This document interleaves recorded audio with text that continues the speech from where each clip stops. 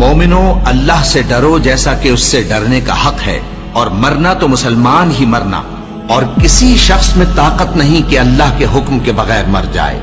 اس نے موت کا وقت مقرر کر کے لکھ رکھا ہے، اور جو شخص دنیا میں اپنے اعمال کا بدلہ چاہے اس کو ہم یہیں بدلہ دے دیں گے، اور جو آخرت میں طالب ثواب ہو اس کو وہاں اجر عطا کریں گے، اور ہم شکر گزاروں کو عنقریب بہت اچھا صلہ دیں گے۔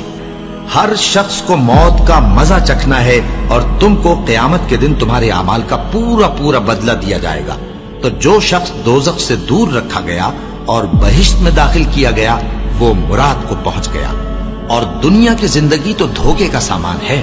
اے اہل ایمان، تمہارے مال و جان میں تمہاری آزمائش ضرور کی جائے گی، اور تم اہل کتاب سے اور ان لوگوں سے جو مشرک ہیں بہت سی ایذا کی باتیں سنو گے۔ تو اگر صبر اور پرہیزگاری کرتے رہو گے تو یہ بڑی ہمت کے کام ہیں۔ اور کاش تم ان ظالم یعنی مشرک لوگوں کو اس وقت دیکھو جب موت کی سختیوں میں مبتلا ہوں، اور فرشتے ان کی طرف ہاتھ بڑھا رہے ہوں کہ نکالو اپنی جانیں، آج تم کو ذلت کے عذاب کی سزا دی جائے گی، اس لیے کہ تم اللہ پر جھوٹ بولا کرتے تھے اور اس کی آیتوں سے سرکشی کرتے تھے۔ اور جیسا ہم نے تم لوگوں کو پہلی بار پیدا کیا تھا ایسا ہی آج اکیلے اکیلے تم ہمارے پاس آ گئے، اور جو مال و متاع ہم نے تمہیں عطا فرمایا تھا وہ سب اپنی پیٹھ پیچھے چھوڑ آئے، اور ہم تمہارے ساتھ تمہارے سفارشیوں کو بھی نہیں دیکھتے جن کی نسبت تم خیال کرتے تھے کہ وہ تمہارے سفارشی اور ہمارے شریک ہیں۔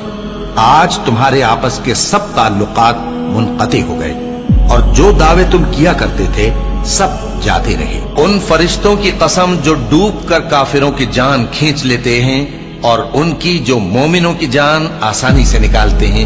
پھر جب جان گلے تک آ پہنچتی ہے اور تم اس وقت کی حالت کو دیکھا کرتے ہو، اور ہم اس مرنے والے کے تم سے بھی زیادہ نزدیک ہوتے ہیں لیکن تم کو نظر نہیں آتے۔ بس اگر تم کسی کے بس میں نہیں ہو تو اگر سچے ہو تو تم جان کو لوٹا کیوں نہیں لیتے؟ ہم نے تمہارے لیے موت کو مقرر کر دیا ہے، اور ہم اس بات سے عاجز نہیں۔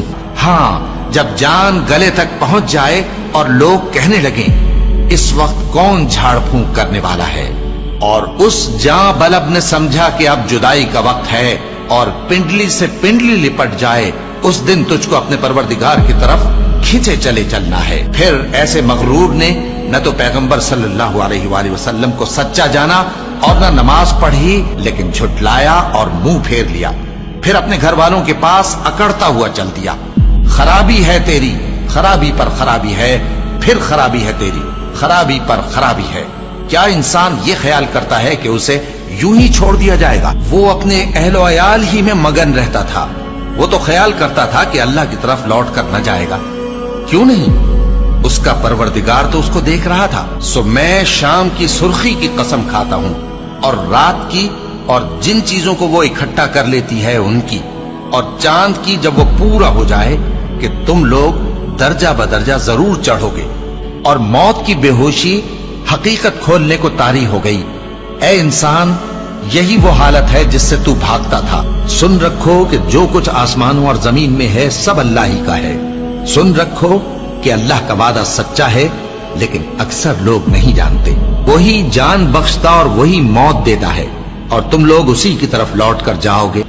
اور جو مال ہم نے تم کو دیا ہے اس میں سے اس وقت سے پیشتر خرچ کر لو کہ تم میں سے کسی کی موت آ جائے تو اس وقت کہنے لگے کہ اے میرے پروردگار، تو نے مجھے تھوڑی سی اور مہلت کیوں نہ دی تاکہ میں خیرات کر لیتا اور نیک لوگوں میں داخل ہو جاتا۔